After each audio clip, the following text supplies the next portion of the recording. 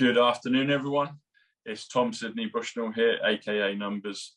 Welcome to Psych Club, and in particular, welcome to the Tom Numbers Show, which is my second channel, and it's the Tom Numbers Show, top of your game. And I've got a wonderful new friend and fellow guy that is open to the magic of the universe. He seeks truth in all areas of his being and his life and the things that he does.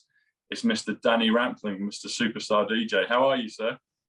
I'm really good, Tom, and it's a pleasure to be here. I'm really looking forward to this talk we're going to have.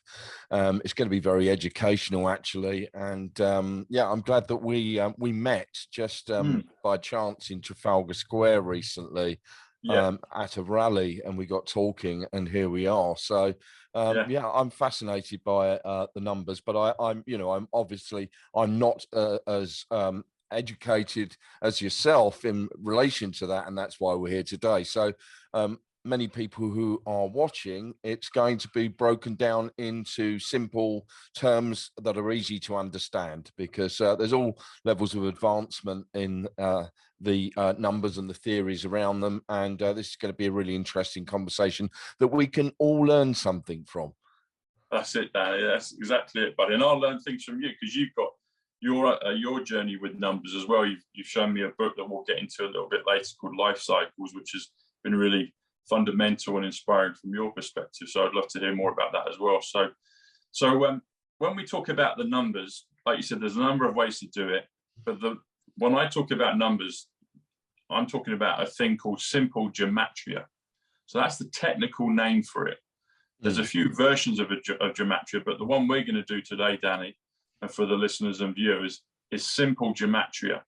And what I mean by that is simply, it's, if you look at the alphabet, A is position 1, so it's the first letter of the alphabet. Therefore, you can attach a numerical value to it, which would be 1. B is the second letter of the alphabet, therefore equals 2.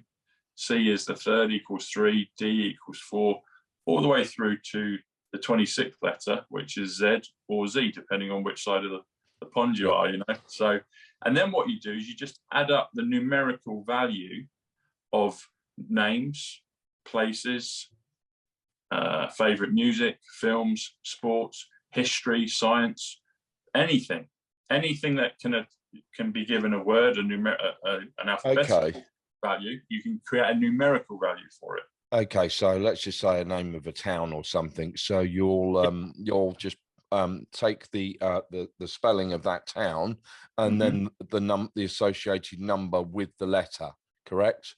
Exactly. You've got it 100%. That's exactly what it is. And then add those numbers up, what they the calculation. Yes. Yeah, that's it. So for an example, so the word simple and the word gematria, we'll start with gematria. Gematria actually, when you spell it out, equals 74, because G is the 7th letter of the alphabet, so equals 7.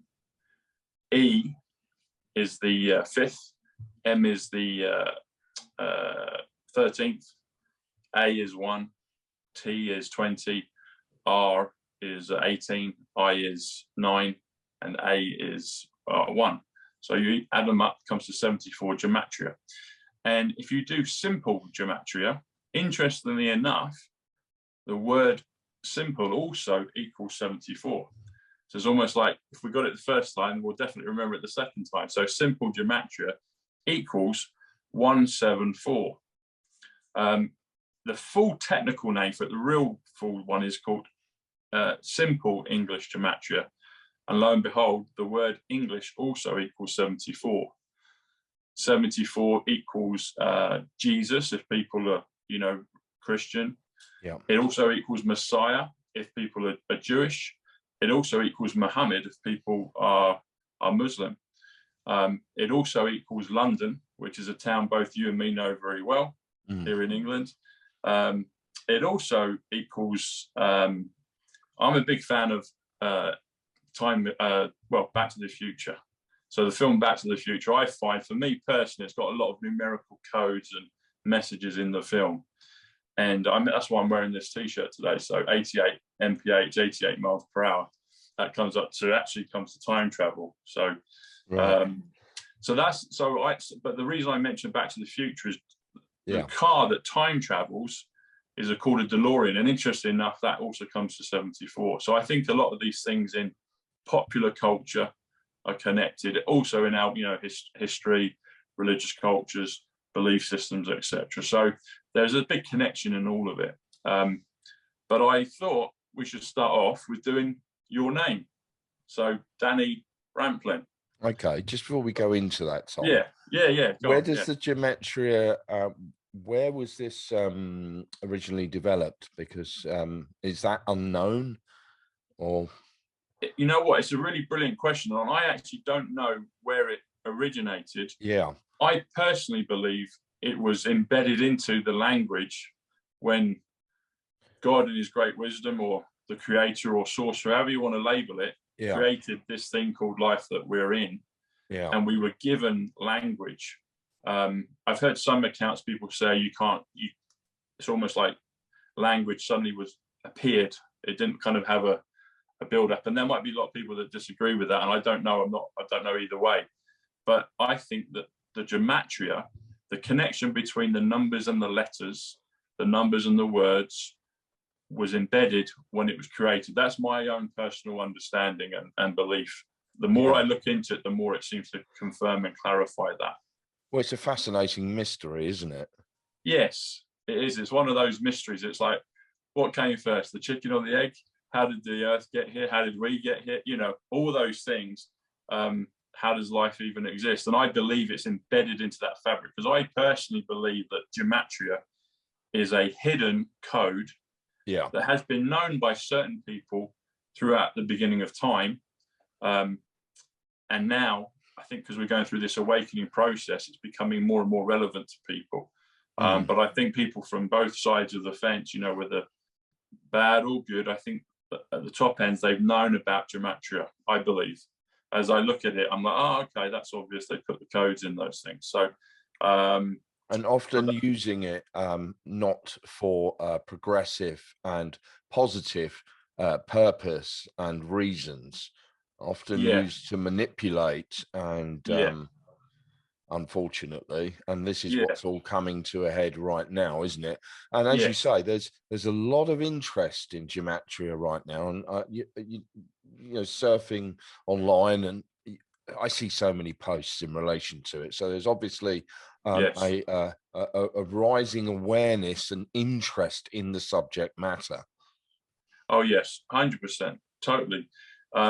Because it's something, like you say, in the past people have used. I mean, even throughout time, there's been people that are good and have used it for good, but we have had a kind of unbalanced force where, darkness has been using it. But now, because we're coming into this new, the age of Aquarius, the third age, the millennium, peace on earth for 1,000 years, we've got a bit of a rough kind of bumpy road to go through, but we're getting there.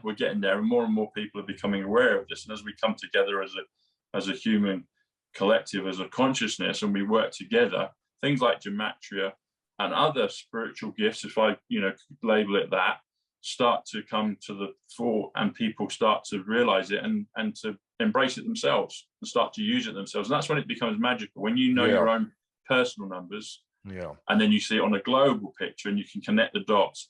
That's when it becomes really exciting and fascinating. Into the fifth dimension. Exactly, into the fifth dimension. And it's really interesting. So JFK, John F. Kennedy, is a big part in terms of the numbers for me personally, as is President Trump, as is people like Diana, big figures of the past and present, and maybe we'll see some of them again in the future. But the reason I mention that again as well is there's codes in the film. So, for example, here, the word 88, and that's like the Lion's Gate, August 8th, and you showed it on the front cover of your book on numbers, which we'll look at in a bit. And it had 88 and 77 and 66 and 55 and 99. But 88, interestingly, is the number, is this miles per hour speed for time travel in the book. But I think it's in the movie in Back to the Future. But 88 comes to the word Trump, comes to the word Scotland, it comes to the word purple. Also comes to Elizabeth as well. So they know the powerful numbers, they know the powerful numbers. But then if you do MPH, which is the initials for miles per hour, that comes to 37, but you add them together It comes to 125, which comes to John Kennedy. It comes to time travel. And it also comes to a phrase, if people are familiar with things like Q posts, one of the Q posts is dark to light. So it's that thought of coming from the darkness into the light. And that's what this progressive, that's what this I guess this awakening of human consciousness is, Well, I think many of us do feel that, and it is an awakening and into the light, into a golden age. But we're in this very turbulent, dark chapter of history right now. And we're living through a thrilling and yet dangerous, dark history. And in my own opinion, is it's going to get much worse and darker before we actually get to the light at the end of this this tunnel, so to speak. And you mentioned as well the word light, Danny. So the word light comes to 56. So if you spell the word light, it comes to 56. Interestingly enough, we're recording this right now in the month of April, and the word April also comes to 56. So hopefully we see some turbulence, but hopefully at the same time we'll also see some light as well, and we'll get some light, and we'll see that kind of alongside the journey that we're going, because one without the other you're nowhere. But I do think that, as you say, that we'll get through these sticky patches, and we'll get to the light. Absolutely. The third age, the golden age, absolutely, the age of Aquarius, all those things, So, but your numbers, yes, so for your name, this is really fascinating, Danny. Okay. So, just to recap, Simple Gematria is the most common terminology for this. A is 1, B is 2, C is 3. Yep. And that comes to 148. And as I said, it comes to time traveler. It comes to Emmett Brown, the time travel guy in Back to the Future, the Doc Brown. He's like, Marty, we've got to get back and save your kids, etc. But his name is 148. Simple Gematria is 148. Donald J. Trump is 148. If you spell it with the J, Donald J. Trump, 148. Also, Russell Brand, who's kind of on a similar path. He's speaking out a lot. His podcast is called Under the Skin. Under the Skin also comes to 148, which is interesting. Yeah. And Russell's name, Russell Brand, comes to 145, which comes to the word numerology. But so 148, Simple Gematria, is the key thing I wanted you to take note of, Dan. Yeah. Because this is the magic of this. So the word Danny comes to 58, okay? And that comes to a few things, but it comes to the word star. And you were the first superstar DJ. And that's right, Tom. What's that? That's right, Tom. That's right. I got it. I know my stuff. And so it also comes to 58, which is Nasara, which is a concept, a belief system that people, I guess, in this community hope to envisage at one point, where the world is peaceful and everything is balanced and those things. So people can look into that separately. But the word Nasara is 58. Also on a current stuff right now. Well, Nasara is current. It's working in the background. But XRP, a crypto coin, is 58. But the word star, we'll stick to that one. The word star is 58. Also, Ivanka Trump. I actually met Ivanka Trump in 2015. I've got a picture with her. And so I always notice when I see those numbers, beautiful woman, and also has a true heart like the rest of us on this journey. Yeah. So, but Danny is 58. Yeah. And the word rampling comes to 90. Okay. Yes. The word rampling comes to 90. 148. Now, you got it. Yeah. So, Simple Gematria comes to 148. Danny Rampling, 148. Fascinating. But my given name, my birth name is Daniel. That has six letters in. But I'm known as Danny. I just adopted that when I was at school. That my birthright name is Daniel, which is 6. So, but nevertheless, kind of that's Danny 5. But that's what I'm known as. But that's really interesting. 148. Yes. Yeah, 148. Danny Rampling. Who'd have thought it, eh? of all the numbers we could pick, Simple Gematria is what we're talking about. Yeah. And Danny Rampling's 148. And if you do, because also sometimes you're known as Danny Happy Rampling. Yeah, so have I got that right? Well, that was a title back in the days of the Summer of Love and Kiss FM when Kiss first started. Okay. Gordon Mack, the station director, the creator of Kiss Radio, I think he adopted that pet name for me.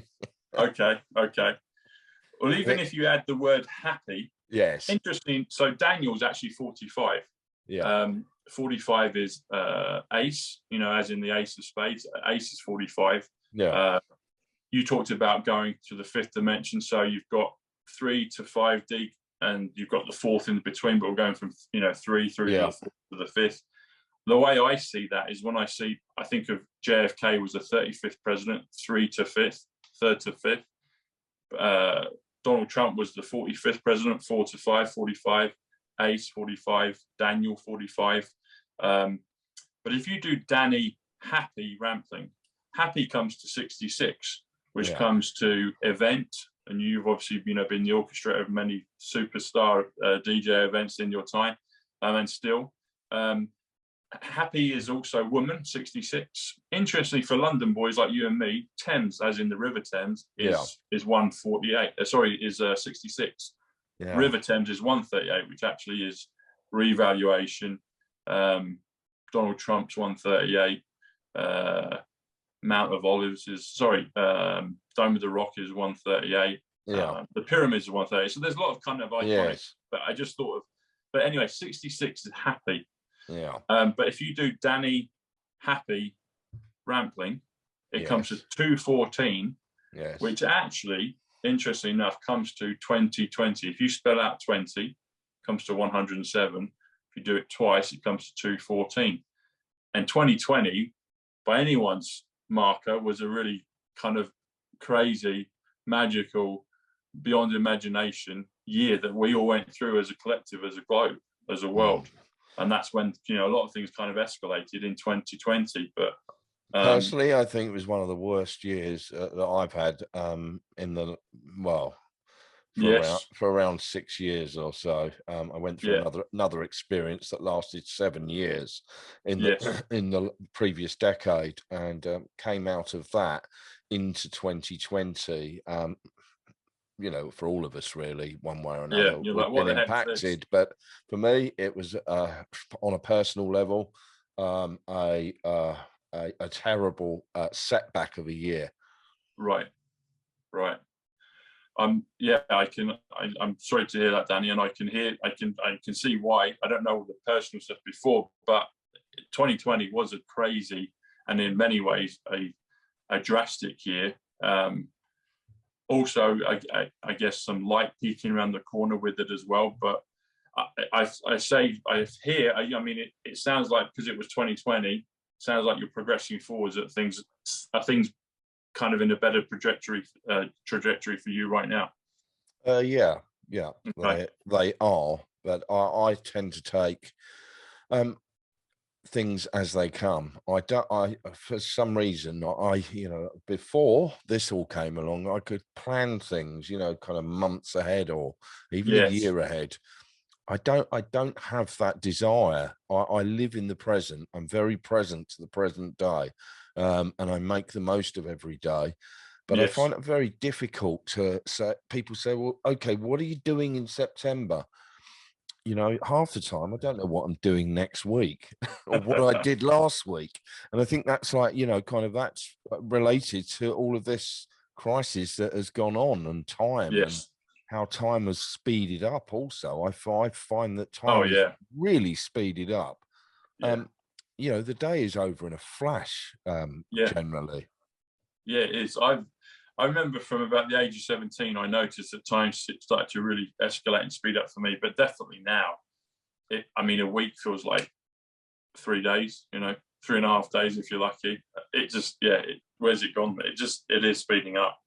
It totally is. And on the subject of goals, I set manageable goals. I always on New Year's Eve write a long list of goals that 20, 30 things that I wanted to achieve over the course of a year or two.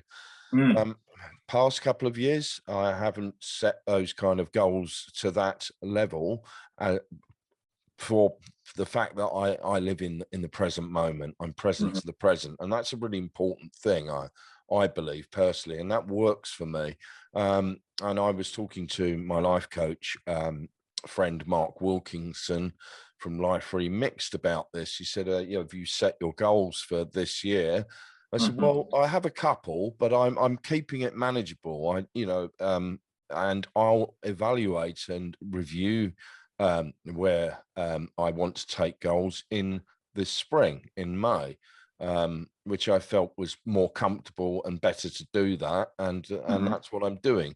But it's scaling it back, you know, not encompassing too many things, because I think that, you know, there's so much going on out there that we're all in some instances pushing against, and we are moving forward to make the world a better place and shape the world of our desire, not the world that is being imposed upon humanity and society. It's that's not what we accept, and we are working away at shaping a world that suits us and is of our choosing and our making.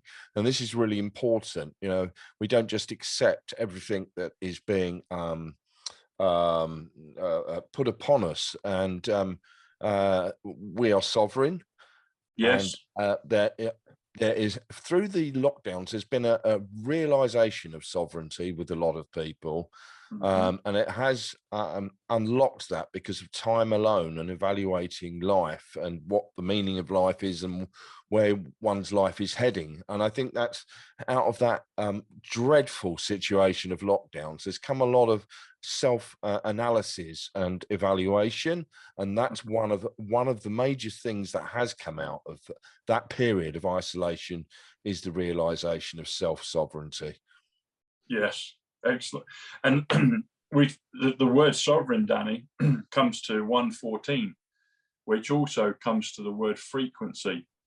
And it also comes to the word trump card, like, you know, the top card. It's like, if you're playing a game, if you're playing this kind of global galactic Earth chess match, if you've got a trump card or a few trump cards, you're gonna do all right. It also comes to keystone. And I was mentioning to you just before off camera that Mount Rushmore, at the foot of Mount Rushmore is a village, a town, and that's actually called Keystone. But frequency and being and sovereign are 114. They're the same thing. So if you have that pure frequency, then you're sovereign, and they seem to me to be interconnected. And yeah. Good. I wanted to look at something. I've got another piece of gematria magic, which I think you'll find interesting. So your birthday is, people can see this on, you know, online, but your birthday, July 15th. So the word July comes to 68, which comes to Easter, interesting enough, and that's coming up soon. And it might have taken place depending when we get, you know, the video out, but it's this as soon as in a few days' time, the weekend. But July 68, Easter, also comes to the word barren, comes to Mar-a-Lago as well. I had the opportunity to go there in November in Florida. Also comes to the word market, comes to the word stock, comes to, if you're into Batman. I'm big into Batman, but Bruce Wayne, the character Wayne, you know, Wayne, the Wayne Foundation, Wayne Tower, Wayne is also 68. Yeah. But 15th. So if you spell the word 15th, comes to 93, which comes to kingship. It comes to Nazareth, comes to Olympic, comes to Flotus, comes to my last name Bushnell. But if you add them together, it comes to 161. So if you do Danny Rampling, 148. July 15th, 161, that comes to 309. 309 is an interesting one. It comes to the phrase "the shot heard around the world." there was a few comms on that. Ivanka Trump did something on Instagram with that, kind of giving some double comms. But one of the ways I look at the numbers, Danny, is the date or the day of the year, and give it a numerical number. So the 309th day of the year is actually November 5th. And we've got here in England the whole thing of remember the 5th of November. Yeah. So you're laughing, you're sick with that. Yeah. And also I go back to one of my favorite films. I've got the T-shirt today, Back to the Future. Yeah. Emmett Brown says something very interesting. He says, November 5th. That's the day I invented time travel. And so your numbers, Danny Rampling, July 15th, come to 309. The 309th day of the year is November 5th. If you spell out the word November 5th comes to 143, comes to Ground Zero, comes to Building 7, comes to Melania Trump, comes to my cousin Paul, actually, Paul Bushnell. He passed, but he's a big part of the numbers for me, kind of, I don't know, on a spirit world level. Also, I don't know if you've seen the new Batman film, the Batman. I haven't seen it. I was invited to go and see it, and I saw one of the previous ones, and there was too many explosions, and it bored me to tears. And that was the Joker, and I thought it was really psychotic, and the Joker's pretty rough. It was really intense, and I didn't enjoy it. I thought it was too psycho and too dark. Yes. It wasn't an uplifting film in any way, shape, or form, and so no, I haven't seen it yet, but I loved all the early Batman, growing up and watching that. But obsessed with it, and had the cars, the toy cars. Yeah, I had the little Batmobile, and Adam West, and I forgot his name now. He played Robin. Bruce, not Bruce, Dick Grace. I can't remember his name now. Yeah. You know the one I mean. Yeah. But Batman Robin is a real interesting one. So if you do Batman comes to 51. Yeah. Robin comes to 58, which is Danny. But if you add them together, it comes to 109. 109 spells a few words. One of them is Diana Spencer. Another one, 109, is 17. 17th letter of the alphabet is Q. 109 also comes to my channel, Psych Club, which I actually chose before we got into 2020. I chose it in October of 2019. I just felt that's what I should call it. But lo and behold, it kind of matched up with some important numbers when I discovered the numbers in March of 2020. But Batman Robin is 109. Interesting enough, Daily Star is 109. So even though it's kind of cartoony and a meme newspaper, they put a lot of things in there.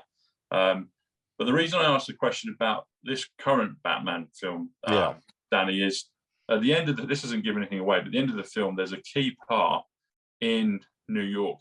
They use New York as Gotham City. Yeah. They're actually at Madison Square Gardens. Yeah. Madison Square Gardens, I actually went there. I was at the Tesla Hotel, the New York Hotel, in September of 2021. Yeah. And it's actually on a road on 8th Avenue. And 8th Avenue, when you spell it, comes to 125, time travel, John Kennedy, dark to light, and 88 MPH comes to 125, 8th Avenue.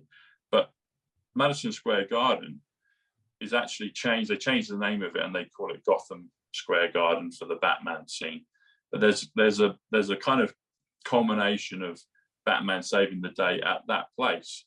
But the interesting thing is they make a real point of that, and they make mention that actually happened in the film on November 5th. So it's interesting how these films keep connecting with these important dates, and you look at the numbers on it. Yeah. And even if you say November the 5th, if you say November the 5th, if you add the word there, it comes to 176, which comes to Back to the Future again. So there's all these key important films with numbers and saving the day, time travel, heroes, the iconic things of, defeating a swampy Gotham and turning it into light. There's all these connections I see with the numbers. But interestingly,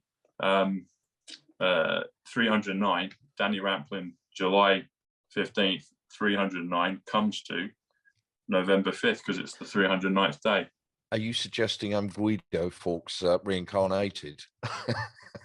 No, I'm not thinking that. I'm thinking more that you're Robin, you know, or maybe, and you come back now, and now you've got an eternal past, and they can't touch you. Yeah, so maybe that's what it is. Yeah, yeah. But back to the film.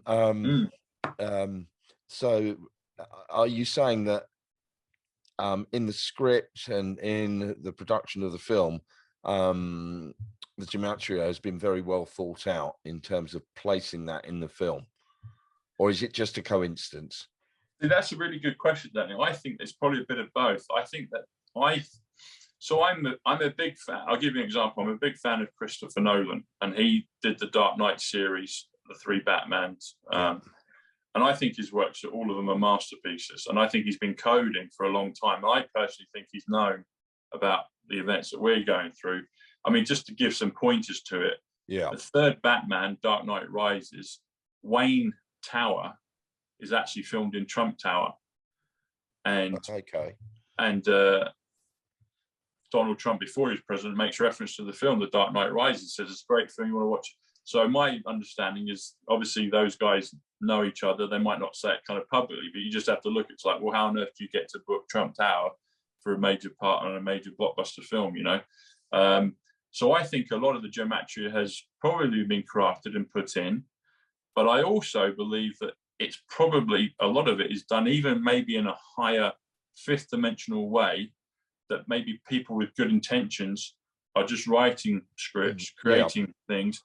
And then when you see it, it manifests and it's there. So I think it's a combination of both. Yeah. Because I think the Back to the Future films had wonderful stuff. There's even a few references to kind of some of the things in history that have happened that weren't great. But maybe at the time, that's kind of the deal. Maybe they had to permit a little bit of both. But my understanding of it is, as the more I look into it, I think some of it is probably put in there deliberately. But I also believe that maybe on a higher dimensional level, if someone's working on a good team, that a lot of the numbers are flowing through in a higher vibrational way, a higher frequency, and then they're becoming manifest as things go on. But I think it's a really good question. I'd love to speak to the scriptwriters. I'd love to talk to them. And maybe they'll say yeah and nay, or pretend they don't. I don't know. It'd be an interesting question, interesting discussion.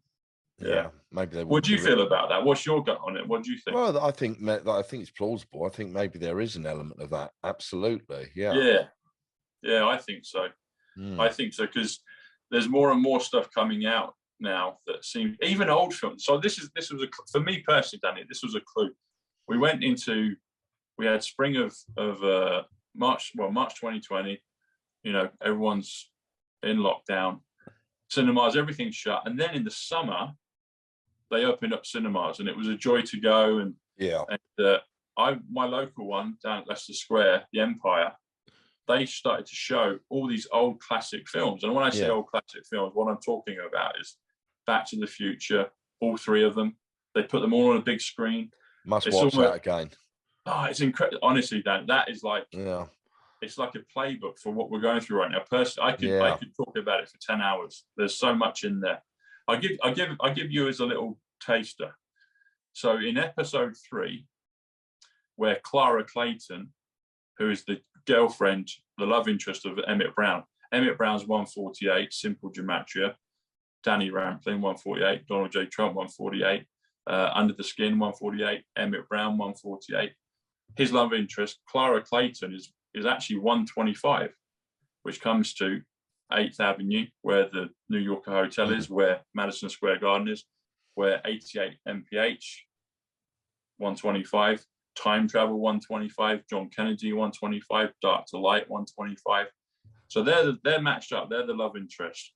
But there's a part in the film where they're looking through a golden telescope. And I like this early in lockdown because there's a company out in America, in Kansas City, called Bushnell, and they're the Bushnell binoculars. They're the golf rangefinders. They're the shooting, the rangefinders on guns and stuff, rifles for hunting. But they're binoculars and telescopes. So they sell telescopes. I was like, oh, that's nice. telescope, Bushnell. It made me think of that anyway. And the word golden is 57, which is Tesla, which is the higher physics, the other physics, time travel, etc. But she looks up into the stars, and they're having this kind of romantic interlude.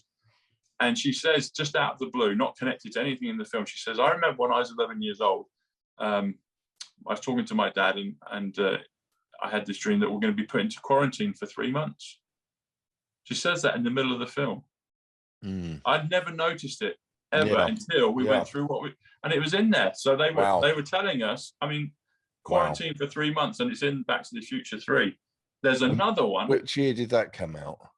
That's a good question. I think it was late. I think, you know what, it's probably around your time when you won number one DJ. I think it was 90. Early 90s. 91, 92. It was around there. Yeah, because the part two, I think it was the film Back to the Future. It starts in 1985, and I have a feeling it was released in 1985, and then about 4 or 5, maybe 6 years later, the other two parts 2 and 3 came out very quickly, back to back, almost like 6 months apart. So that's in part 3. So just on that, do you feel there's predictive programming going on there, or is it just coincidence? No, I think it's predictive programming. Yeah. And again, I think it's depending on your intention and how you see it. It's like you could just take that as that's the most, that's obviously it's been a drastic and traumatic thing for the globe, but there's also been the good side of it, which is, like you said, for us to chance to create something better in what we want. Yeah. As a human collective. Matt Letitia, I did a show with him the other day, and he was saying almost the same things as you at the beginning when he's saying it gives us this chance to create something better, to move to something that we as the people want it. They say the phrase in Back to the Future when Martin McFly's trying out for the high school band, and it's Huey Lewis from Huey Lewis and the News. He's one of the characters. He's got the megaphones. I know. That's right. But it says on the back of the stage, it says "We the people," which is a phrase that is used a lot, and connected to the Kennedys, etc. But in part 2 of Back to the Future, this is really interesting, Danny. So I don't know if you remember, they move into the future. They go to 2015, and everything's futuristic in the town square. And Marty's walking around, and then he looks up at the cinema. So talking of cinemas, he actually looks at a cinema. I don't know if you remember, but there's a huge holographic shark that comes out of the billboard and scares it. Yeah. And it's called Jaws 19. So at the time, it was, Jaws 1, 2, 3D. I can't remember if they made a 4th one, but it was pontificating that there'd be all these endless movies in the Jaws trilogy, or the Jaws series of films. So it's Jaws 19, but this is really fascinating, Danny. So we won't say too much about it, but people will know where we're coming from when I mention this.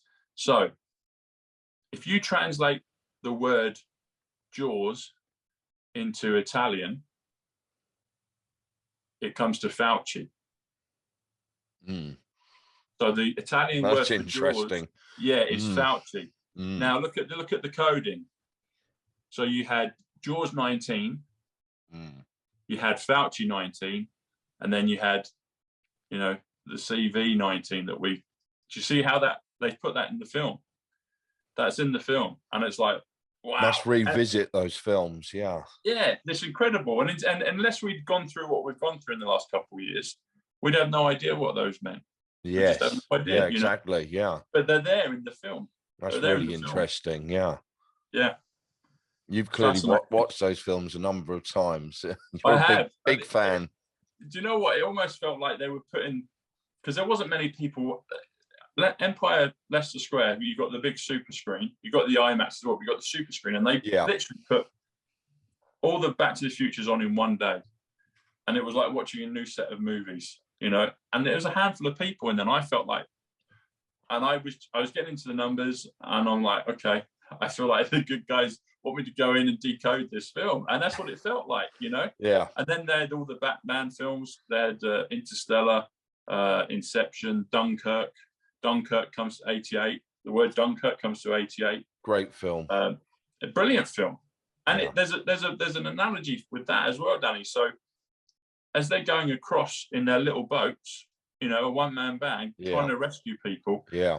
I look at that with people like you and me, Matt Letitia and others, and globally, where people are trying to speak up and say something and help people over. It's like us going off in our little boats. Some have got bigger boats than others, you know, bigger platforms than others. But nevertheless, we're all going across the water and trying to bring people back over. Yeah. And I think it was almost a bit of a representation for what we've come into, because that Dunkirk, I think, came out in 2018, I think. Yeah.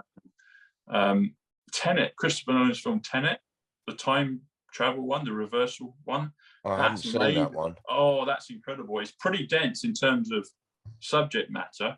You have to watch it a number of times. Yeah. But in my opinion, it talks and shows many, many of the things that are going on currently right now. Oh, okay. Yeah, it's well worth the watch. Yeah, but it's not a one-watch film. You've got to like really concentrate and maybe watch it 2 or 3 times to really grasp it. Yeah, really in-depth film. I watched it actually 12 or 13 times when it came out. I just kept going back to. I was like, okay, I've got to watch it again, and I just kept getting more and more pieces of information and numbers, and it was laden with codes. Yeah. So but it's a masterpiece, but it's definitely, like you say, you got to watch it a number of times. Yeah. Okay, that's on my list of films to watch. Thanks. Yeah. Yeah. But your own journey with the numbers, how have you become attracted to this and influenced by it? What drew you towards this? So that's a really fascinating question, Danny. So early, like lockdown, I remember we had the warning, didn't we? Pretty much from kind of 31st of December, we knew what was coming in. Yeah. And then it got more and more intense, and we're like, they're going to do this. Yeah. And I was like, I know this is not as it, but they're going to do this. And I was like, okay, I've got to take the physical preparations to see what, you know, getting food and all the rest of it. I did all of that. I remember listening to BJ every night on the, you know, I don't have a regular TV. I mean, I watch things on YouTube, etc. But I was tuning in just to see and hear what changes were taking place. And so I knew what physical, you know, the landscape would happen, you know, going to go to the shops, what's going to be changed and all the rest of it. But I remember very shortly after hearing that, I was like, I'm not going to keep listening to this. It's just the same stuff, and it's perpetuating it. But what I did do is in the evening over across the Atlantic, I would tune into what President Trump was saying. And he would be holding court and he would taking on the media. Mm. Then you got these characters like Fauci and Birx and all the others, and I was seeing it, and I was looking at him, and I could see what the press would do. And I knew, like everyone else, he'd been getting flack for the 3 or 4 years that he'd been in power. But it was over there, and I've always been a big fan of Trump. You probably can understand. You can probably pick up from the the coach I've given. Yeah, I've met his daughter Ivanka, and I've always just liked him. But I instantly, I remember actually when he did the flight ban. So literally, on the 11th of March, I was due to fly on the 13th. What, to the States? I was supposed to fly to the States. Yeah. So I had a trip all worked out. Yes. And I remember him putting the flight ban on, and I remember him talking, and I listened intently to what he was saying, but this overwhelming feeling of calm and peace and reassurance and belief came into me as I listened to him. I was like, he's got this, and he's telling the truth, and we don't need to be worried. That's what came to me as my consciousness, my freak. That's what I picked up. Yeah. And I really had all the reasons in the world to be angry, because I'm like, this has messed up my trip. You know, I paid for all this, but I just felt this calm reassurance. And I remember it. I can't remember the exact words he said, but he basically said at the end that this is going to be difficult. This is going to be a challenge for us, but we are going to get through it, and we're going to be stronger than ever before. Yeah. And I just felt this calm reassurance, and knew that it was all going to be okay. So I would tune into him from then on. And the other thing is he said that UK people from the UK could still travel. So I actually could have done. I could have gone. Oh, okay. Yeah. But because of going over there, it was almost going to be like a kind of domino effect. Things were going to get cancelled. I didn't want to, everyone's freaking out in the States, and so they want people traveling. And I was like, okay, I'm just going to bite the bullet, and I'm not going to go. But I could have actually gone. So he actually did allow me to still go. But then I listened to him every night. And I also remember when BJ first tested positive and supposedly went into like the Chancellor's kind of flat and was giving out messages and little voice, things on Twitter and stuff. And I remember him saying this, and he said the key to I can probably say it, but the key to the CV puzzle is to stay indoors. And I was like, but something said to me, he's telling us that this is a puzzle and that you can work it out. And he's also saying, so what you can do indoors, you can either just watch TV and veg out, or you could research. And I was like, right, there's an answer to this. And then very quickly, something prompted me to look up Princess Diana's funeral service. And I looked up Princess Di's funeral service. And if you look it up on Wikipedia, Danny, or at other places, you'll see that the start time of her service was 9:08 in the morning. 9:08 in the morning. Yeah. And I saw that and I thought, that's a bit weird. Well, that was the official start time, or it just got going at that time? That was the official start time. Yeah, that is an odd number, isn't it? Yeah, it's recorded as such. They've made a point of recording it and letting us know. And I was like, that is weird. You'd either do it at 9 o'clock, 9:30, maybe 9:15. Yeah. I mean, 9:20 at a real push, but that would still be a bit wonky. Yeah. But 9:08, and I was like, what's that? And then something kind of prompted me to say, well, add them together, 9 plus 8. This is before I was Tom Numbers. This is before I knew what the numbers were. And I was like, 9 plus 8, okay, that's 17. And then I was like, and then shortly after that, I worked out, so what's the 17th letter of the alphabet? It's Q. And I didn't know about things like Q posts or annals or anything like that. I only discovered that maybe a couple of months later. But I was like, okay, that's interesting, 17. And then something else prompted me to look up the burial plot of JFK. I actually thought it was JFK Jr. at the time, but it's the Eternal Flame. And I actually went to Arlington Cemetery in September. I went to New York. I went to Washington first, then I went to New York and elsewhere. Yeah. But I don't know if you've been there, Danny, but no, I haven't, no. It's a very moving place. There's the Eternal Flame and there's the 4 plots for JFK, for Jackie, for Patrick and for daughter. They say for their daughter. But literally, if you look at the aerial view of it, it's a perfect circle with a line through it. So it's a Q. And I was like, there's a second Q there. I found one at Diana's funeral service and there's one at JFK's plane. And then if you go to, supposedly Diana's burial plot at Arlington. On the island. Althorpe. Yes, on the island, isn't it? That's it, on the island. It's, officially, that's the official notice that she's buried on that island. That's it. It's a sphere with a path through it. So again, it forms like a Q. And then I remembered in Hyde Park here in London, Hyde Park. Interesting, when you do the numbers on Hyde Park, it comes to 88, it comes to Trump again. Interestingly enough, Hyde Park. But there's an elliptical water feature with a line through it, and that's Diana's kind of memorial. That's the water feature they gave her here in London. That's right. That's another Q. Yeah. And then I found this video online, a really short YouTube clip, maybe 2.5 minutes long, and it talks about Diana's become newly single, and JFK Jr. JR is single, and what the press are trying to do is they're trying to make them this super couple, and she goes over to New York and goes to meet JFK Jr. Yeah.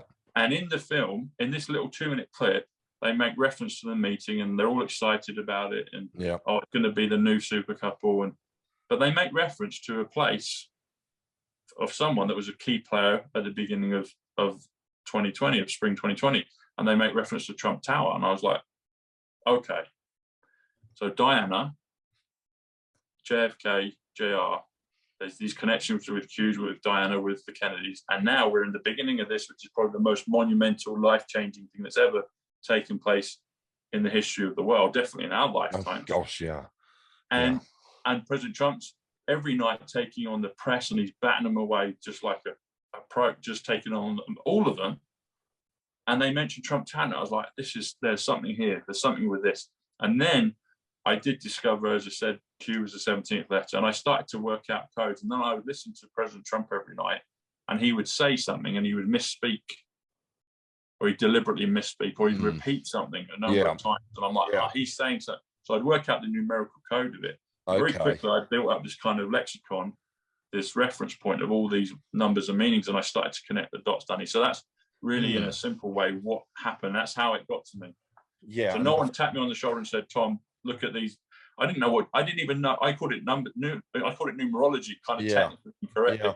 I didn't know what gematria was till about 3 months later.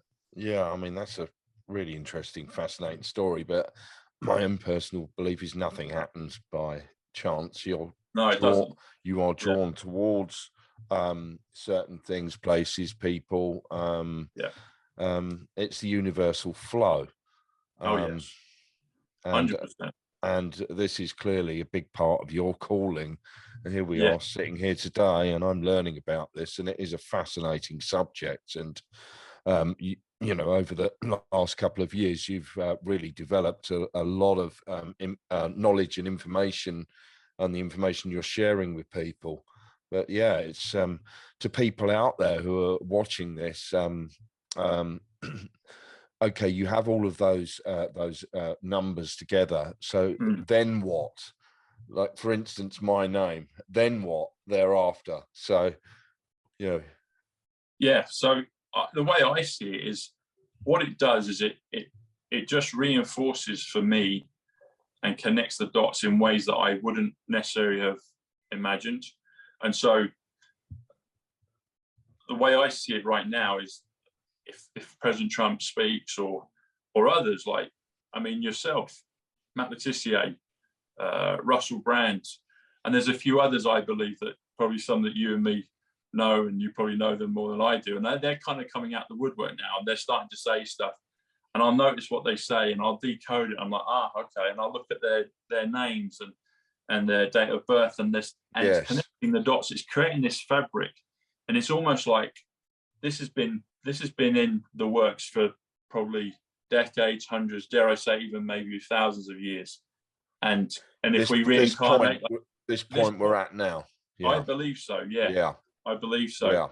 And who knows? You may well have been Guy Fawkes, but now you're going to get the job done. Maybe, you know, that could have. I mean, I hadn't thought that, but it came into your consciousness, Danny.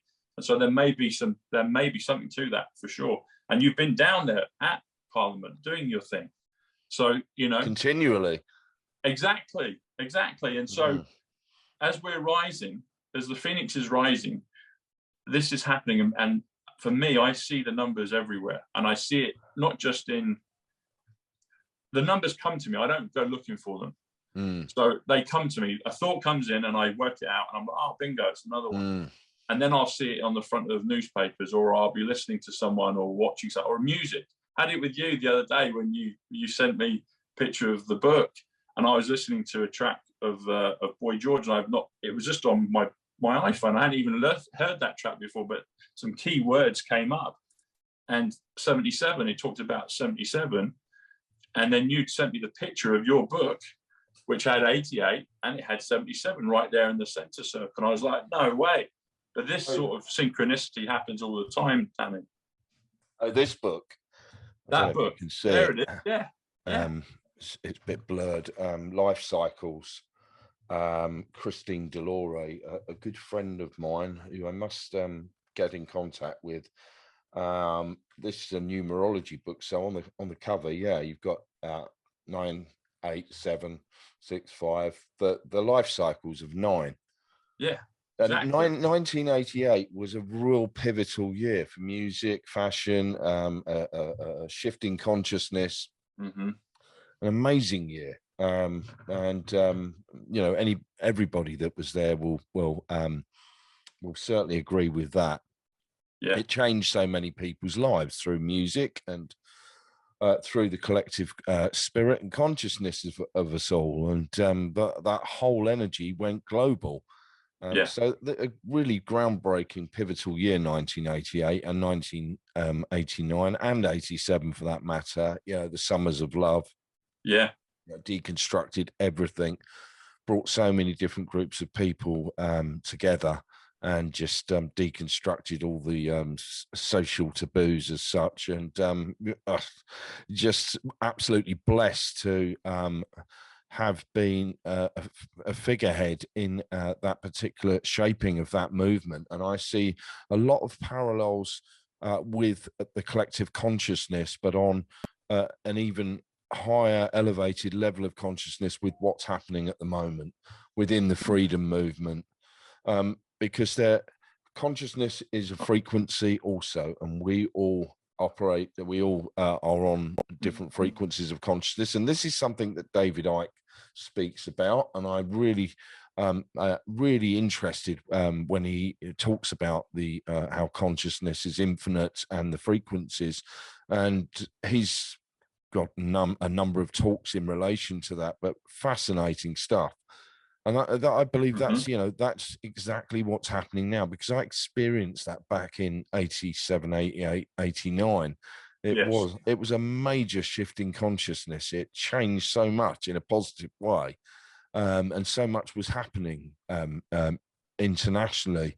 The Berlin Wall came down, apartheid was over and done with. You know, things were changing at a rapid pace into a positive direction. And here we are at this junction point, and there's so much negative energy and that's engulfing the world. I think that the rising consciousness is the collective spirit of that. When you go to a rally, that there is a lot of love from the heart chakras that are opened, and that love it's in the air around us all, and that energy, that frequency, we're all resonating on that same frequency, and it's a massive boost. It's a massive boost of energy, positive energy, and that's why the rallies are very, very important. People say they don't make a difference. Well, maybe that's certain people's opinions, but if you are connected on that frequency of consciousness and the heart chakras open, that is a very powerful energy when people come together in large numbers. If you look back to last year, there was in excess of 1 million people on 2 occasions on the streets of London. And that experience and that energy with that volume of people is incredible. Yeah. Oh, definitely agreed. You said consciousness, Danny, and this is what happens when we're talking in this frequency, this consciousness. So the word consciousness comes to 175, which comes to Diana Frances Spencer, and we were just talking about it just before you went into consciousness. Yeah. And even when you're down in London on the rallies, when we look up across the River Thames 138. Consciousness is Millennium Wheel. So they've got Millennium Wheel is 175 consciousness, Millennium Wheel, and it even looks like the shape of a Q if you look at it from certain angles. The circle with the line going through it. Yes, it does. Yeah. And so, Diana Frances Spencer 175 consciousness. Okay, so what is the significance of the Q then? Because there's a lot of smears and skepticism around this this Q thing, but what actually is the significance of that, and what does it actually mean? Because I'm a bit out in the dark with this as well, so for other people who may be feeling the same, and there's a lot of them, and it's easy to criticize something when you don't actually know what the actual significance of it is. So what it is they often refer to it as a military back channel, and Q is it's the 17th letter of the alphabet, as I've said, but Q in this day and age, there's a thing called Q post or Q drops. There's a couple of websites that have it, but what it was in 2017, I believe, October 2017, someone online, or maybe a group of people, started to put out cryptic messages Yeah. In the Matrix with Keanu Reeves and Neo, and he's a coder and he's getting these messages. Yes. So Matrix actually comes to 85, which comes to Awakening, which comes to Storm. And President Trump has been asked about the storm. He's like, "Oh, what storm, Mr. President? Oh, you'll find out." So there's all these codes with the gematria, but someone or a group of people started to put out these things called Q posts, and what they were is they were kind of these coded riddles, but they would put out certain markers, and some of them coming to pass now and have been coming to pass. So there's a whole number of them, and there aren't really new ones per se now. They kind of stopped part of the way, I think, through 2020 or 2021. And I wasn't even aware of them until about 2 months later, after I picked up my own kind of intuition download of the numbers. But then I was like, Q. And so there's something to do it. Basically, you've got the Q posts. President Trump even made a joke about it in early lockdown. He got out Q-tip. In America, if you've got the cotton bud to clean your ears, or a cotton swab, he held up. He said, "Oh, look, I've got a Q-tip." And I thought maybe 4 or 5 days before, I was like, Q-tips, because it's a weird name in America. Cotton buds are called Q-tips as a brand. They don't have them here in England, but in America, everyone knows what a Q-tip is, a cotton bud. Yeah. And lo and behold, in a press conference, when he's pointing fun at them, he's like, "Oh, I've got a Q-tip here." So and then they asked him about. That was a sign and a subliminal message, yeah? Yeah, a Q-tip or a Q post or a Q code. And it's like, or a Q drop. And so, but there's hundreds of them. People can go and reference them, and quite a lot of people in like you said, the freedom movement or the awakening movement will be familiar with those things. But if you take it further back, I think, in my opinion, that Q is a team of people, the alliance. And I think it's even connected with higher beings as well, off-worlders, divine. I mean, whether it's angels, whether it's aliens, what it is. President Trump, he spoke about Space Force. Space Force is a an actual agency in the US. And he said, "Oh, it's the next arm of the military." And he did all these things about the Space Force flag, and he's mentioned the Space Force program a number of times. Like, what the heck is he on about Space Force? If you look at Space Force, it's an arrow like that, the symbol pointing north, like the North Star. Yeah, but it's almost identical to the arrow in Star Trek. And it's like, what's he telling us? And then he's using phraseology like Operation Warp Speed. I mean, warp speed is like the ability to whiz through time and travel in things like Star Trek, and you've got hyper speed, I think, in Star Wars, but they're all interconnected. But I was like, you could almost look at Space Force as like it's comical, but it's not. It's real. It's a real agency that President Trump is telling the people, those who want to hear it, in plain sight, we have a Space Force. And he says, whether you like it or not, space is the future. Future comes to 91. POTUS comes to 91. Liberty comes to 91. Space Force comes to 91. So they're all connected, Danny. Yeah. But in my understanding, is that's the marker, that's the symbol, that's the number that they decided to use. And I believe that this has been going on for a long, long time. There's even apparently a lost book of the Bible called the Book of Q, apparently. Okay. I think it's connected to the Essene. There'll be others that can correct me on that if it's not. But apparently there's a lost book of the Bible called the Book of Q. You even got Q in James Bond. It's one of the military. It was one of the the staff that helps James Bond. Yeah.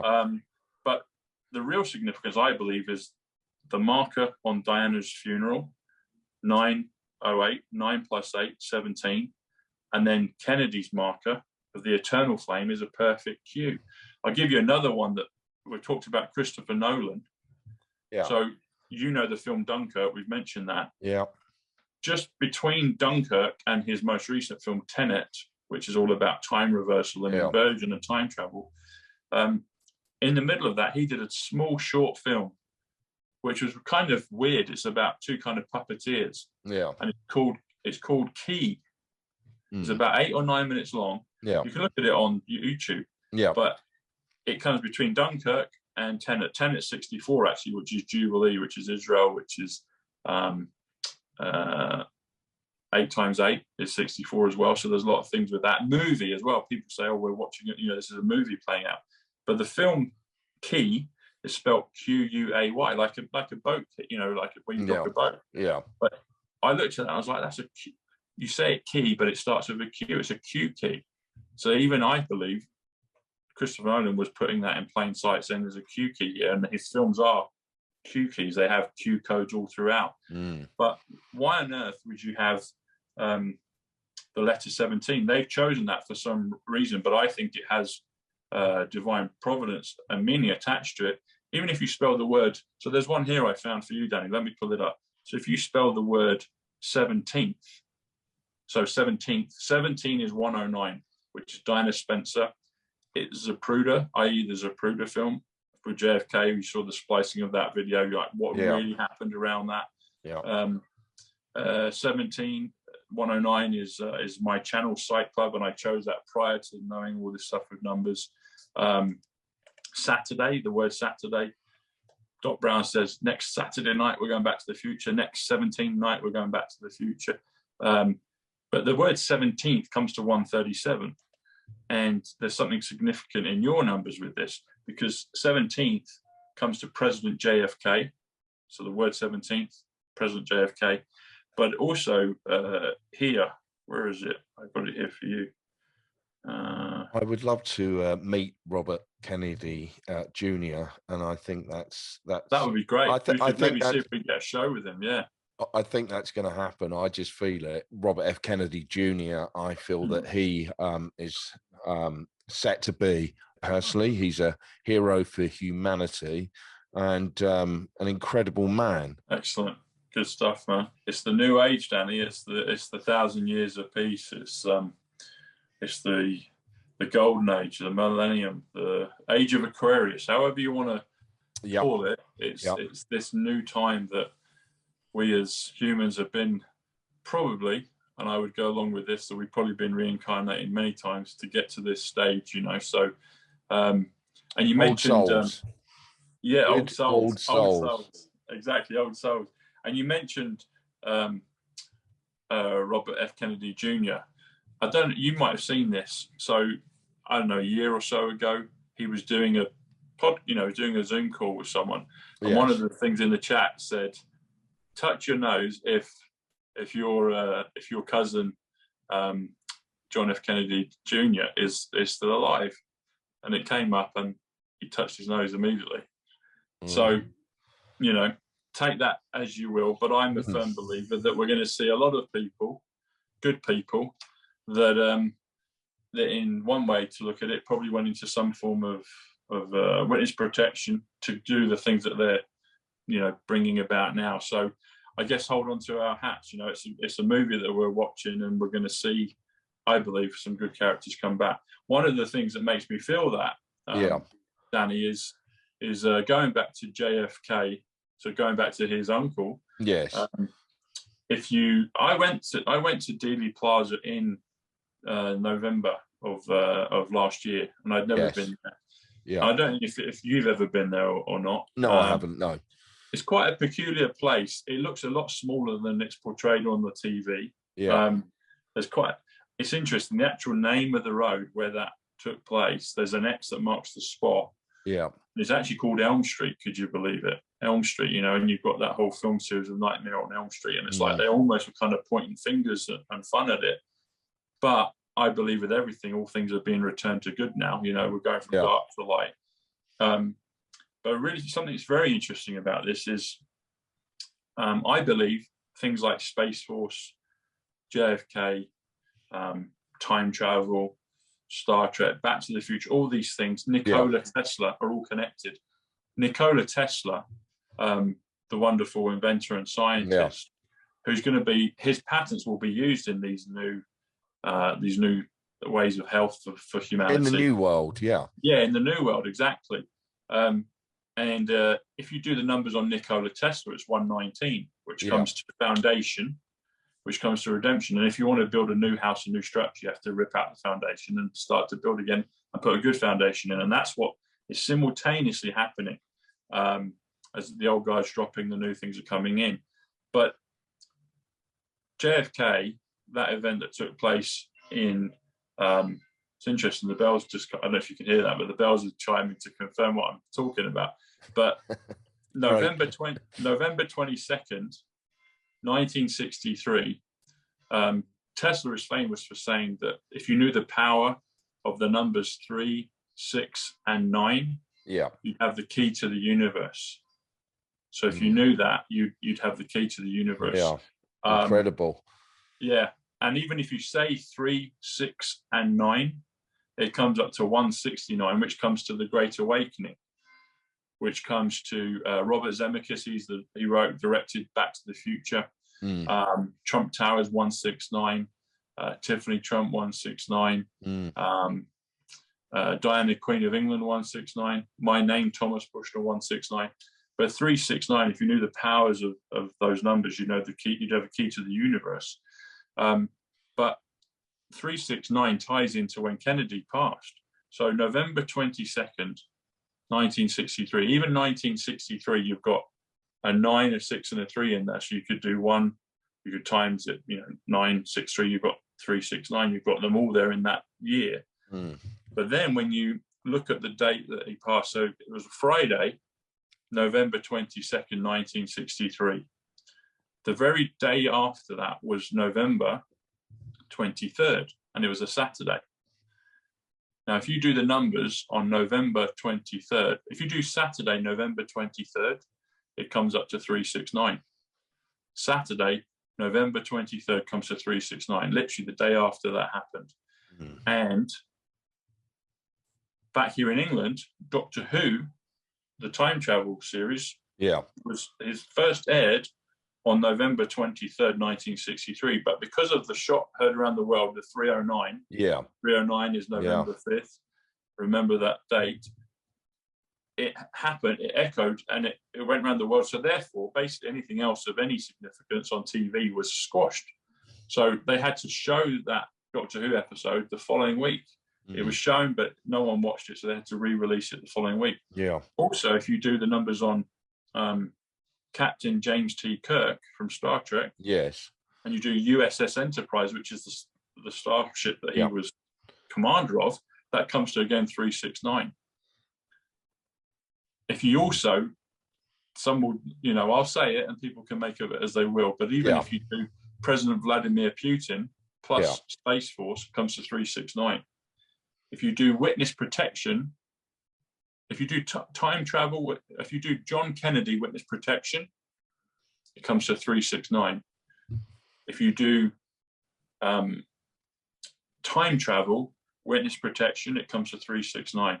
And so people might say to me, Tom, well, if you've got all these people that have passed, where are they? Where are they hiding out? I don't know the exact answer to that, but I think there's a possibility that perhaps time travel is involved in that. If you put someone into another dimension, they can do their job, they can do other things, and they're totally protected. There might even be other places on the globe that we're not privy to. They could be in Mars at some point. But I believe strongly that we're going to see the stars come back, in my opinion. We're going to see, sorry? We're going to see some of these stars, these global stars that were good, are going to come back, in my opinion. That's why I believe your guy, Robert F. Kennedy Jr., when he was asked on screen, is John JFK Jr., is he alive? Tapian knows if it is. The guy's talking like you and me are talking, and there's all these posts coming up.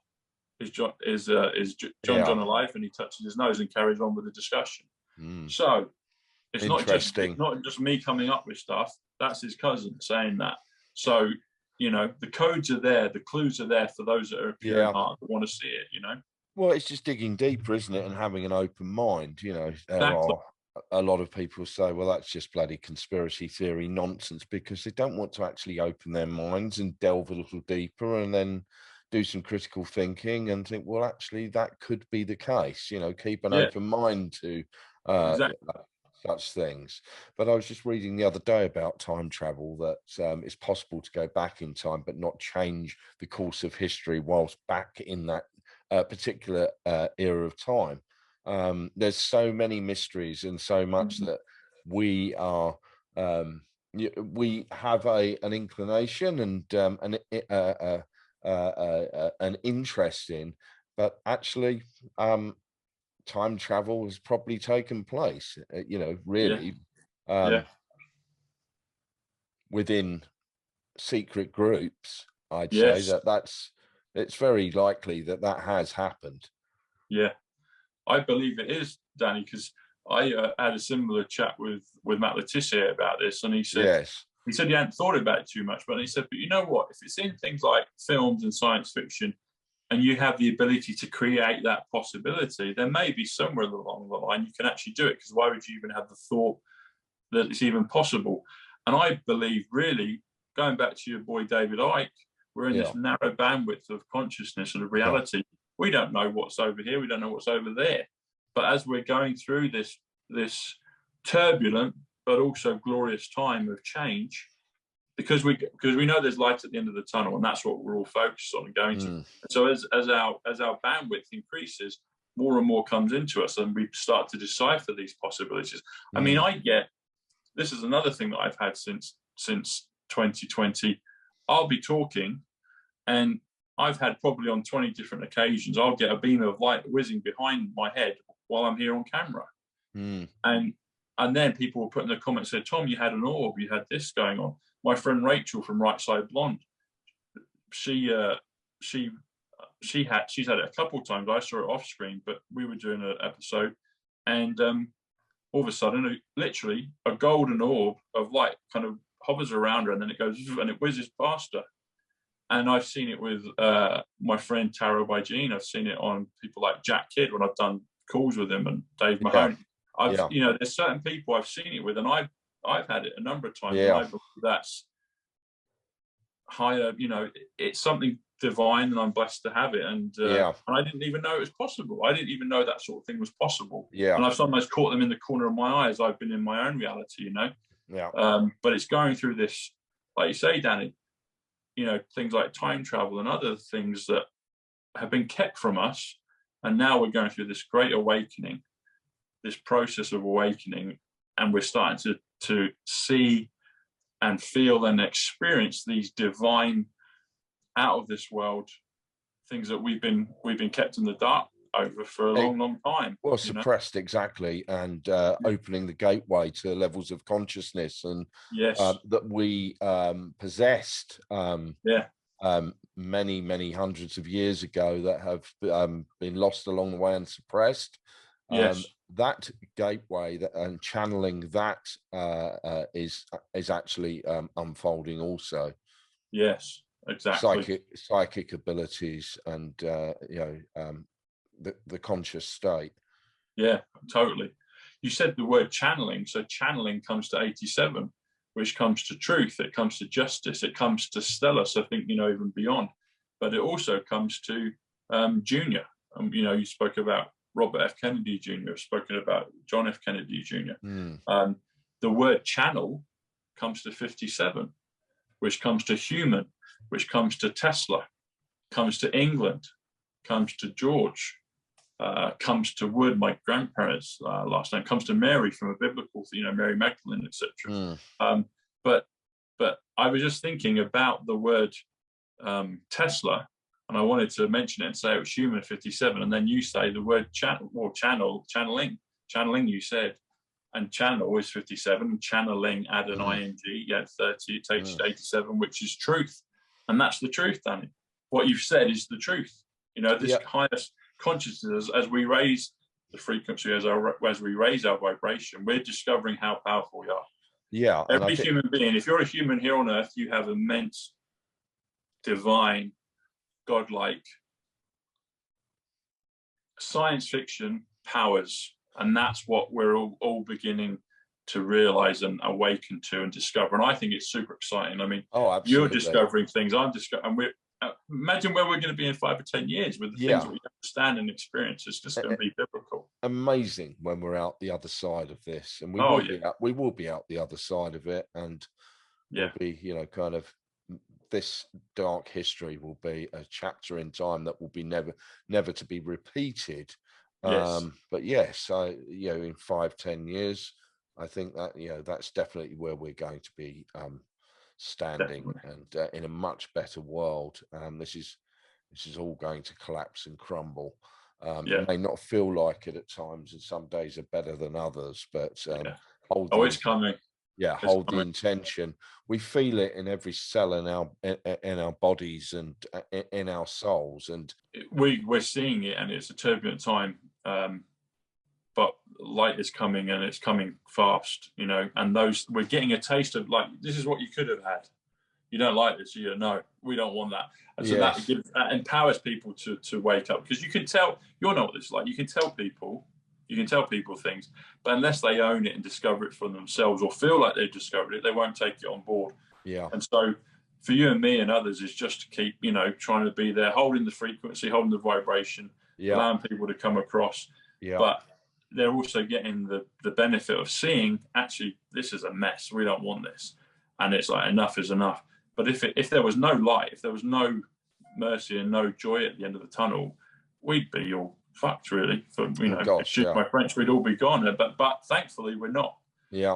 We're seeing it, but actually, humanity is still really whizzing along, and light is coming. Light is coming. Yeah. Even though at times it feels like we're living in a parallel universe. It does. And the worst ever science fiction horror film. Some days it feels like, you know, it's like here's the next chapter that unfolds, and it's my God, how on earth is this actually happening? Yeah. It's a roller coaster. Like you say, there's a parallel, and maybe there's also another universe, another reality going on at the same time, and that's the one we've got to hold on to and bring about. And it is coming about. It is, and there will come a point, you know, whether it's a few weeks, months, few years down the line, we'll look back and be like, do you remember that? Yeah, I do remember that. But that's got, and it won't hold any energetic pull for people. It will be gone. You know, it will be gone. I mean, I believe in you know, I do believe in these higher powers. I believe in things like resurrection. I believe that could be done through these higher technologies, and it could be assistance from angels or divine beings or higher beings. Yes. I believe in all these things. I believe all things are possible, and my natural disposition is to feel goodness and to look at the positive. And I do feel that that's where we're going. 100%. There's another number I wanted to share with you, because I saw this, and if I've got the date right, 1991, you were declared #1 DJ in the world by DJ Magazine. Is that right? If that's what Wikipedia is saying, or, you know, I can't remember, it so long ago. It was was it 91, 2, 4? I'm not sure. I think it was 91. I might be incorrect. I think it was 91. But the significance of this for you personally is so DJ is 14 DJ. Yeah. Magazine is 76. 76 is Magic Wand. It's Contact. It's Ripple. My name is Thomas. Emmett is 76. Sidney, my middle name, is 76. But anyway, having said that, Danny, DJ Magazine comes to 90, which comes to Rampling, and you were the first one to win it, buddy. So DJ Magazine, and your name comes to Star. So Star DJ Magazine equals 148, Danny Rampling 148. So people say, oh, what's, you know, it's just, well, as you said correctly, my friend, nothing is a coincidence. So your numbers marry up with the award that you were given. Your name is Danny Rampling 148, Simple Gematria 148, and Star DJ Magazine. They're the ones that crowned you as the first superstar DJ. I've just checked it. You're correct. 1991. 1991. Yeah, that's pretty incredible what you've just disclosed there. Yeah, it is, buddy. We are living in a magical, dreamlike universe. We really are. I believe we are. Yeah. I mean, we went through 2021. So 2020, we all know that in the vernacular of English, that 2020 is clear vision. And so we were going through this point. Yeah, there was a lot of stuff in upheaval, but it was also a point of clarity of 2020. Clear vision, 2020. Even if you spell the word 2020 it's 107. 107 comes to quantum, comes to currency, comes to Aquarius, comes to Trumps, comes to Superman, comes to military. And as we go through it, but 2021, so if you do the 20 and you add 21, it comes to 41. 2021, so 20 plus 21 is 41. 41 comes to USA, comes to King, comes to Alien, comes to my initials TSB, but it comes to good, and it also comes to dream. And I used to like to say in my videos that last year, 2021, depending how you viewed it, we were going through the year of the dream, in my opinion. You know, it was dreamlike, because some of the edges of the harsh 3D reality were beginning to, we're still here, but some of it was beginning to soften, you know, getting numbers, I'm getting orbs appear, I'm getting other downloads, I'm experiencing the possibilities of little inklings of time travel, of magic, of other things that I just wasn't really totally aware of. I always hoped and believed in them, and now it just seems to accelerate. There's more and more things coming in, and even when we go into 2022, you know, if you drop the 0, you've got 2, 2, 2, and that comes to simple English gematria, but it comes to 1,000 years of peace. It comes to Winter White House, which is Mar-a-Lago, where Trump's residing down in Florida, and it's a lovely place. But there's all these codes. It's like, it's not, you know, this is a chess game. This is something going on, and we're blessed to witness it. And I think it's all the reincarnations, if we want to call it that.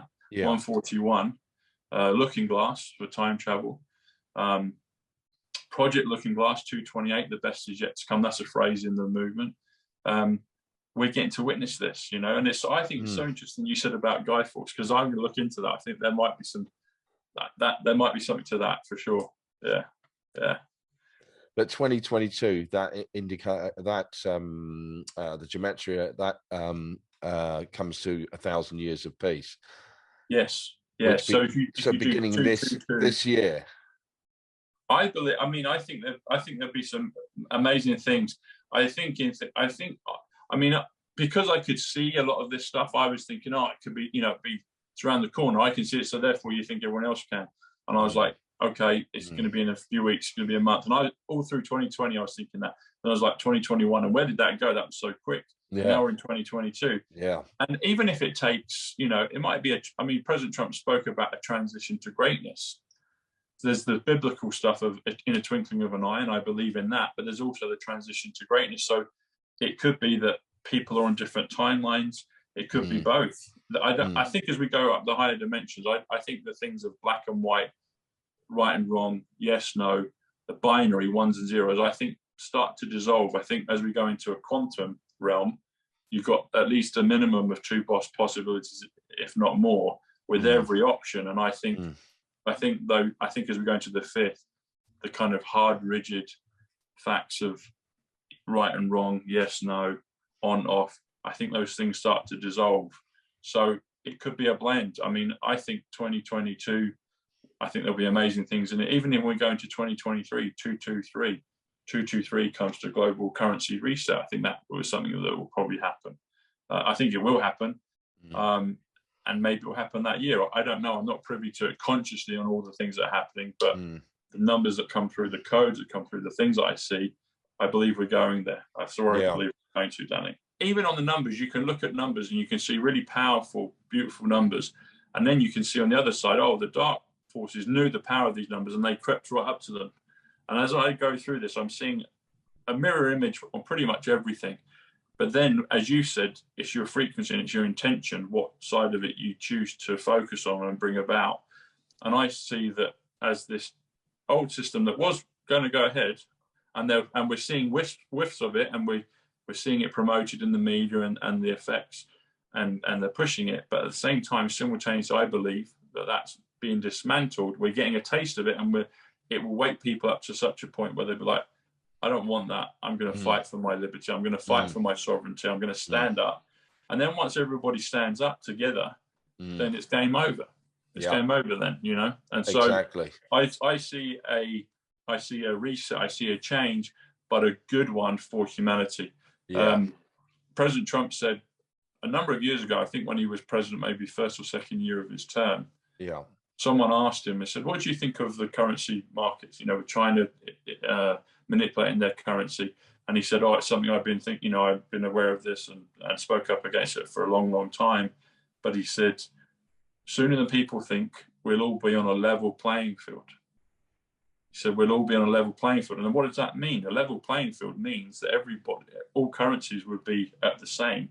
I think it goes even into it more. I would suggest that basically, I think ultimately that pretty much everybody will have access to the same in terms of abundance and wealth, etc. And people were like, what are you talking about? How can that work?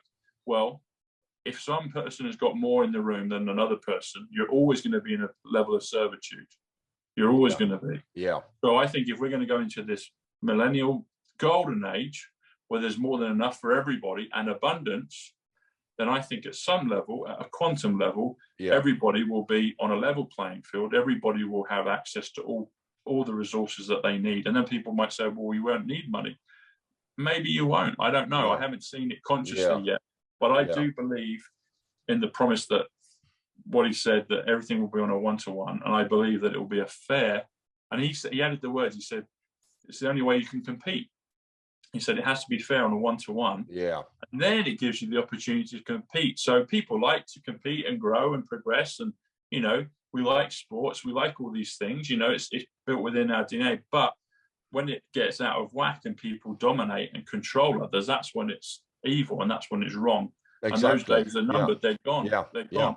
You know? It won't. Those things cannot exist in a higher level. If we go to the fifth dimension, those things are impossible. They get dissolved. They become nothing. It's a win-lose system, which it has been for centuries, and that's on the way out. That is going to crumble. And the desperation is evidently clear on a global scale.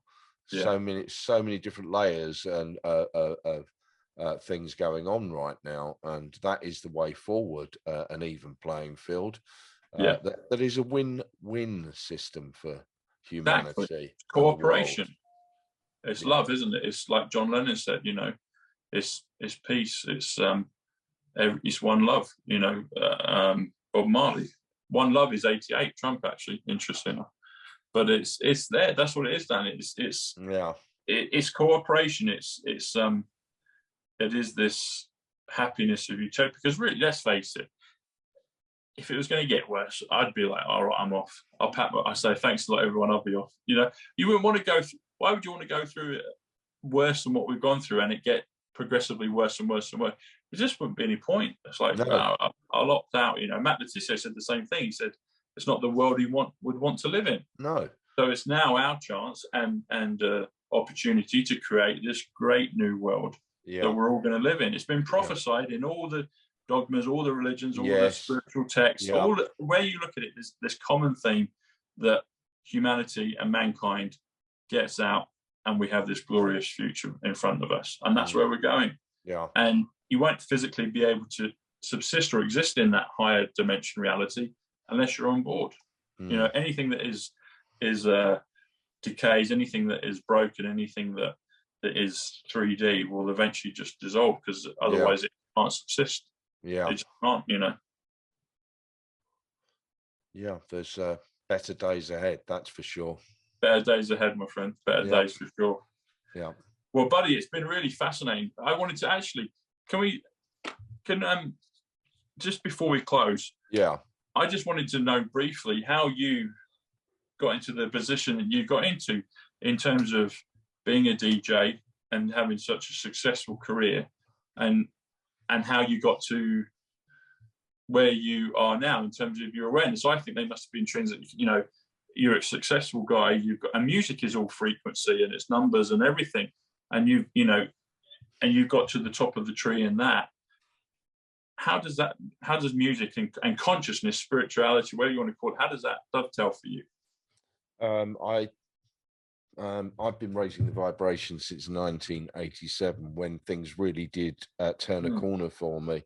And I think, you know, that was destined. What we experienced in Ibiza and our pivotal role in shaping our vision and our experiences back here in the UK all part of the sequence of events, but very pivotal of the shaping of the movement and the scene here that was exported worldwide. But the longevity of it is about passion and dedication, and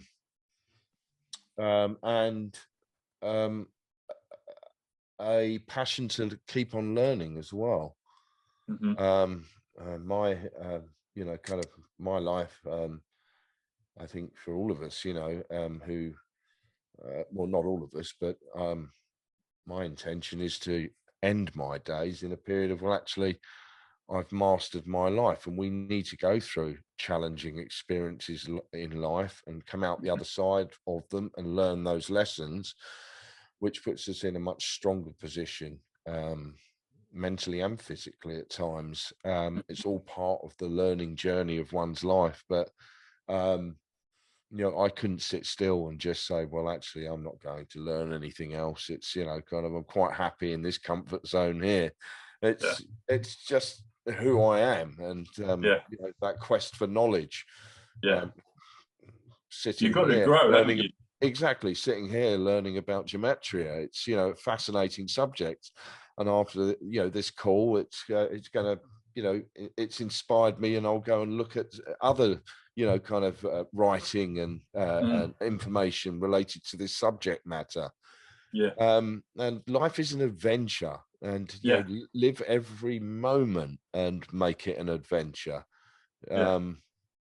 And be grateful for that. Gratitude is very important as well. You know, I give gratitude when my head hits the pillow at night. You know, I say thanks for the day. You know, that's a process, a part of my life and day. Being grateful underpins everything, no matter how hard things get at times as well. You know, just having a sense of gratitude, because there's always someone else who's worse off than you are, you know, in terms of negative experiences. And in the morning as well, you know, I get up with a zest for life generally. There have been moments through this crisis where, you know, I've got up and thought, oh shit, not another day of this, you know. I think, and that, you know, that could be said for like a huge proportion of society. Like, oh, here we go. We've all been there. We've all been there. Chapter 208 of 2020. You know, 208. Wow. But you know, on the positive side, you know, out of this, I've started to meditate, and you know, that's something I always kind of toyed with and didn't have the patience for. But I meditate daily, only 15 minutes, sometimes half an hour. Also, cold water immersion in the sea. I live near the channel. That's another thing that's positive thing that's come out of this isolation and everything. And also the Wim Hof breathing techniques. You know, I spend 15 minutes a day with the breathing because it increases the lung capacity. And also, have you been on Wim's course? Have you gone? I haven't, but it's on my bucket list of to do things in life. I'd like to do that. Yeah, that'd be awesome. That's going to happen. But so those are kind of daily positive things that I have put into my day. And they work. You know, meditation is being in stillness, the same as going in the channel. You're still and present to the moment, and that is really important. And I'm happy, you know, kind of being in my own company at times, you know. This, you know, the lockdown period is just, you know, kind of so many hours sitting. You know, I'm not home playing music all day long. I play music when I feel that I, you know, would like to play music, or if I'm doing it with work. I don't sit at home all day long playing music. I think a lot, I read a lot, I research a lot, and you know, kind of learning about new things and creating new ideas and creative process. But as I said, you know, gratitude is key to all of it. And definitely. You said You said 208. You said 208 chapters. 208. I just randomly said it. You did. But this is the flow of it. This is the synchronicity, Danny, because 208 comes to quantum system, which for this fairness of society, I believe will be on the quantum system. But 208 on a personal level and with the numbers comes to, I mentioned before, my cousin Paul Dennis Bushnell was his full name, 208, and he died the week before I went to Manhattan. Then I bumped into Ivanka Trump, and then I had my first taste of the numbers. I didn't understand gematria, but I had the taste of the numbers. And you also said, you talked about meditate. You said meditate. Meditate comes to 77, which comes to power, comes to quasar, it comes to hertz as in frequency, and it comes to Christ as well, 77. And people won't know this, but again, if you look at the Trump family line, they come from a line of Christ. Donald's father was called Frederick Christ Trump. His grandmother was Mary Christ. Yeah. And then I think it was Mary Christ McLeod, I think, if I remember right. And then Philippe Christ was the great grandfather. So there's a lot of these things that are hidden if you just have to look a few pages deep and then you see it. And also I wanted to talk about the year. So you said 1988 and 1987 were really significant for you. Yeah. So we'll start with 1987. Life-changing. Life-changing. So if you say 87 is truth, it's justice, it's junior, it's stellar. Also stadium, and you've played in massive venues in your time, and still later on, yeah. But 1987, so 19 plus 87 comes to 106. 106 comes to the word red pilling. So that's what you're doing, brother. That's what you're helping do. And another one I mentioned before, he's been doing it, is Russell Brand, 106. Yeah. Red pilling, and 1987 was red pilling. If you go to 1988, 88 here, Trump, Scotland, all of that stuff, purple, great color. You blend the red and you blend the blue together, create a new, landscape, a new party of purple. But 1988, that comes to 107, which comes to Aquarius. We're going into the age of Aquarius. Some have said it's already started. Yeah. Currency is 107. Trump's is 107. Superman's 107. Military's 107. They've been used to do some of this stuff. Quantum is 107. That's the new area we're going into. So it's so interesting that you say 1987 and 1988 were pivotal moments for you. Yeah. Yeah. And as I said, it was a time of awakening. Yes. It really was. It was a collective consciousness, and you really felt that. Felt the change and the optimism and the unity and the hope and the love, and everybody who gathered together, dancing to music, and the part of that movement felt that.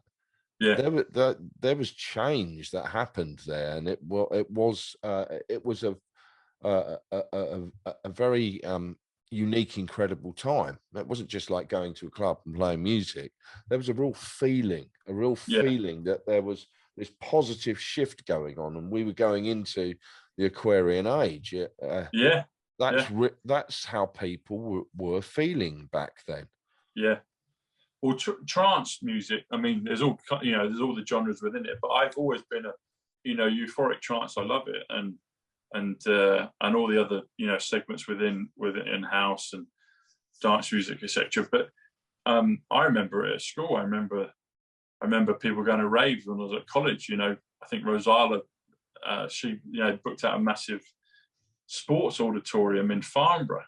Yeah, Farnborough, Farnborough 125, time travel 125, John Kennedy, Farnborough. That's where I grew up.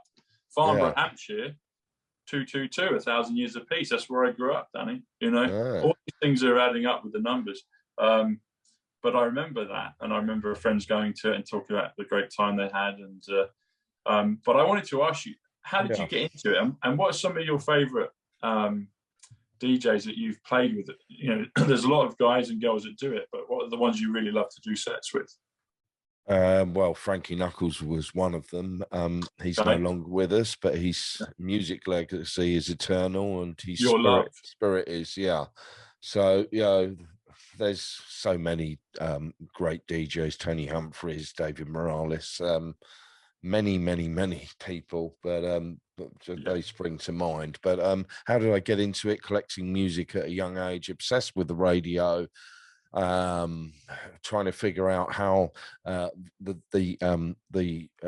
talk on radio was, you know, kind of broadcast and playing music at the same time. It became a bit of a fascination of mine at a very young age, and I thought I'd love to be doing that. And then I did. I got to the BBC and held a primetime radio show on the BBC. So, you know, through collecting music, and then a chain of events from being invited as an unknown onto Kiss FM in London. I started working out in bars and private parties, you know, house parties and stuff. You know, not the club scene that we have today. And then in 1987, going to Ibiza, and then that just changed it all. It turned everything upside down and pushed it into a direction like never before. Wow. Well, I would imagine the 60s movement was, the hippie movement in the 60s, 70s was probably very connected to what we experienced with acid house and the rave scene. That collective shift in consciousness, a brand new music form, a movement, unity. Yeah. A lot of parallels there with that movement, the San Francisco hippie movement. Yeah. So yeah, I'm eternally grateful. Over 30 years, well, it could be a bit more than that, but you know, I'm still here and I'm still loving what I do. I have a weekly show on forceradio.net on a Saturday between 7 and 9 p.m. I have Mixcloud, where you can find a lot of my mixes historically. Yeah. You know, still love going out there and entertaining and playing music and connecting with other people, other like-minded souls, and just elevating the atmosphere. Yeah. You know, that's what it's about. Going out there to elevate the energy and the mood, and, you know, kind of have fun and forget about everything else that's going on, and just being present to like the music and the vibe. And music for me is something that we talked about, frequency and vibration. It's something that instantly can transport you to a completely new reality and vibration, because it's like it can affect, obviously, when you visually see things, but music is everywhere. It's everywhere, you know. It's everywhere. And even like, I mean, there's stuff, you've probably seen this, but online, how they're even talking about how maybe the pyramids were created through sound, through vibration. When you reach a certain level of frequency, it can lift objects and things. And it's like, okay. Even the clues in the name, universe, one verse, one song, you know, universe. It's like this collective, and everything. You've seen it. You can check, you know, sand on a board, and they do it with a violin string, and it changes shape. But it's all through the frequency, through the notes, through the music, and it's like, okay. So it is all one song. It's all one verse. It's all connected. And when you tap into it, when you tune into that particular radio station, that frequency, there's the magic. It's invisible until you tune in. And there's the magic. Yeah.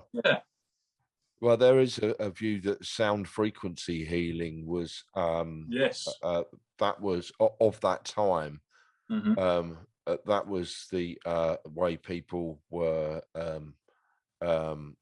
brought back to good health through conditions and stuff, through sound frequency healing. And this is all coming to the forefront now also. Bring it back. Bring it back. Well, it's happening, isn't it? This is happening. It is. The frequency healing, there's there's a lot of attention being focused on in that area right now. Yes. Yeah. It's it needs to be. It needs to be. You said about sound. Okay, this is great. This is how it works, Danny. So you just said sound healing frequency. So I just did the numbers on that. It comes to 243. Yes. And 243 comes to John F. Kennedy, Eternal Flame. So, buddy, it's the power of the numbers, buddy. It's the power of music. Wow. Yeah. Wow. That's astonishing. Yeah. Yeah. Well, this has been a fascinating conversation, and I've learned a lot, I have to say, and I hope that people watching have, kind of got some nuggets of information here and go off and research further. It really is truly a fascinating subject. Yeah. As I said, I have had an interest in numerology for 15, 20 years, and this is all connected to numerology. So really, really great to talk to you, and thank you. Well, thank you, Danny. The pleasure's all mine, buddy. It's been awesome, and thank you for doing what you're doing. And we'll have to do this again sometime soon. It'd be great to catch up and do more of them. But I thank you for your honor, for your career, for who you are, buddy. And it's we've known each other before, and it's great that we've connected at this point in juncture. Yeah, absolutely. And that was meant. That was meant to happen. Yeah, it was. It was, buddy. All right, my man. God bless you. Yeah, thanks. I'll see you soon. I'll see you soon, man. I'll see you, I'm sure, in the center of town, but I'll have to see you when you're doing your magic at some point. I'll have to come down and see one of your sets. That'd be awesome. That'll happen. All right. Yeah. Much love. Thanks, Danny. All Take care. Bye Much love, buddy. One love. Take care, man. Cheers, man. Bye.